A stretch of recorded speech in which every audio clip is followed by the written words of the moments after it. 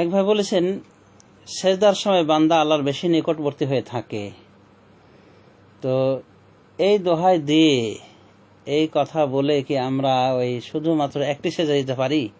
যেমন অনেকে এরকম করে থাকেন যে বিভিন্ন নামাজের পর একটা লম্বা সেজদা দিয়ে সেখানে দোয়া নিবেদন করে থাকে আল্লাহ রাব্বুল আলামিনের নিকটে। তো এটার কতটুকু বিধান ইসলামী শরীয়তে রয়েছে এ বিষয়ে কথা হলো যে আসলে সেজদা একটি গুরুত্বপূর্ণ ইবাদত। আল্লাহ রাব্বুল আলামিন বলেন, ওয়াসজুদু লিল্লাহিল্লাযী খালাকাহুন্না ইন কুনতুম ইয়্যাহু তা'বুদুন ফালা তাসজুদু লিশ-শামসি ওয়ালা লিল-কমার। এর পূর্বে এভাবে বলেছেন আল্লাহ, ওয়াসজুদু লিল্লাহিল্লাযী খালাকাহুন্না, তোমরা সেজদা করো ওকে যিনি ওদেরকে সৃষ্টি করেছেন, মানে আসমান জমিন ইত্যাদি। তাহলে সেজদা হবে আল্লাহর ওয়াস্তে, আর এই সেজদাটি একটি ইবাদত। তবে স্বতন্ত্রভাবে শুধু সেজদা দেওয়া, এটা আমরা লক্ষ্য করে দেখেছি রাসূলুল্লাহ সাল্লাল্লাহু আলাইহি ওয়াসাল্লাম এই সেজদা দিয়েছেন সেজদায়ে শুকরিয়া সেজদা এবং কোরআন তেলাওয়াতের সেজদায়। এগুলো সহিহ হাদিস দ্বারা প্রমাণিত যে রাসূলুল্লাহ সাল্লাল্লাহু আলাইহি ওয়াসাল্লাম এই সেজদাগুলিতে কিছু দোয়া করেছেন। সেজদা শুকরের তিনি সেজদা দিয়েছেন, অনুরূপভাবে কোরআন তেলাওয়াতের সেজদাও দিয়েছেন। এই সেজদাগুলিতে আমরা দোয়া নিবেদনের আমরা প্রমাণ পাচ্ছি। বাকি থাকলো পৃথকভাবে স্বতন্ত্রভাবে শুধুমাত্র একটা সেজদা দিয়ে দোয়া করা। তো এই বিষয়টি বিতর্কিত। আমি অনেকদিন আগে দেখেছি ভোপালের নবাব সিদ্দিক হাসান খান তিনি শুধুমাত্র পৃথকভাবে সেজদা করে দোয়া করাকে বৈধ বলেছেন, এবং আম দলিলের ভিত্তিতে যে আল্লাহ রাব্বুল আলামিন বেশি নিকটে থাকে সেজদা করাকালীন।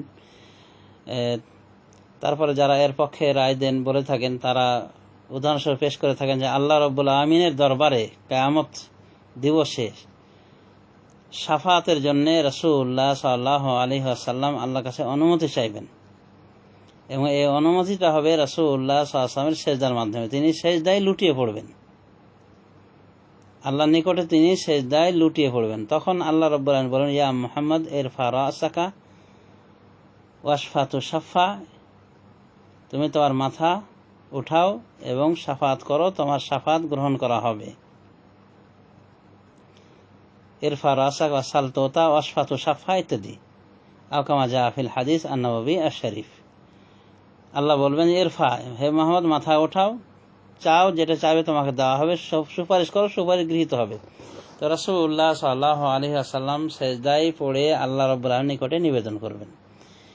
তো এই বুখারী শরীফের হাদিস থেকেও অনেকে দলিল গ্রহণ করেছেন যে স্বতন্ত্রভাবে সেজদা করা যায় এবং আল্লাহর নিকটে দোয়া করা যায়। তবে রাসূলুল্লাহ সাল্লাল্লাহু আলাইহি ওয়াসাল্লামের এমনি আমল, তিনি জীবদ্দশাতে থাকাকালীন তিনি পৃথকভাবে সেজদায় লুটিয়ে দোয়া করেছেন, শুধুমাত্র সেজদায়। এটা আমরা বিশেষ করে আমি নিজে বলছি যে আমার অবগতিতে নাই, এই মর্মে আমি কোনো সহিহ হাদিস অবগত নয় যে রাসূলুল্লাহ সাল্লাল্লাহু আলাইহি ওয়াসাল্লাম শুধুমাত্র সেজদা দিয়ে, স্বতন্ত্র একটি সেজদা দিয়ে সেজদার ভিতরে দোয়া করেছেন। তবে শাফাতের হাদিসে পাওয়া যায় যে উনি ওই সময় সেজদায় লুটিয়ে পড়বেন। তো এটা ইজতিহাদি বিষয়। যারা বৈধতার কথা বলেন তারা এই জাতীয় হাদিসকে দলিল হিসেবে গ্রহণ করেছেন, এবং যারা বলেন যে না এটা ঠিক না, এটা সুন্নাতের খেলাফ, তারা এদিকে গিয়েছেন। যে এদিকে যাওয়ার কারণ হলো তাদের যে রাসূলুল্লাহ সাল্লাল্লাহু আলাইহি ওয়াসাল্লামের আমল দ্বারা এরকম স্বতন্ত্র আলাদা সেজদা পাওয়া যায় না, তার আমলে জিন্দেগিতে এরকম কোনো সেজদা দেননি। তো যা হোক, পরিশেষে এটাই বলবো যে এভাবে স্বতন্ত্র সেজদা না দেওয়াই উচিত। যদি কেউ দেয় মাঝে মধ্যে কোনো সময়, চিরাচরিত অভ্যাস না করে, তাহলে ইনশাআল্লাহ কোনো অসুবিধা নাই।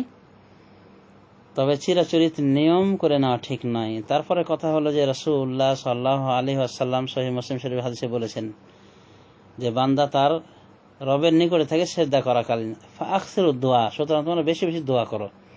তো অসুবিধাটা কোথায়? যদি আমরা নামাজের ভিতরে আল্লাহর সাথে যেহেতু যোগাযোগ রয়েছে, এই সময় যদি আমরা ওই সেজদায় দোয়া করি বেশি বেশি করে, সুতরাং এখানে যদি আমরা সেজদা করি তাহলে পৃথক আলাদা সেজদা নামাজের পরে নিয়ম বানিয়ে নেওয়া, এটা বিদআতের নিকটবর্তী হয়ে যায়। সুতরাং সেজদায় দোয়া করা আল্লাহর নিকটে একটা প্রিয় আমল। তো এই নামাজের ভিতরে সেজদায় এই দোয়া করলেই যথেষ্ট হয়ে যায়, এটাই আমার জন্য উচিত হবে। এর মাধ্যমে আমরা রাসূলুল্লাহ সাল্লাল্লাহু আলাইহি ওয়াসাল্লামের সহিহ হাদিসের অনুসরণ করে ফেলব। আল্লাহ রাব্বুল আলামিন আমাদেরকে তৌফিক দান করুন সর্ববিষয়ে কোরআন সুন্নাহর গাইডেন্স মেনে চলার।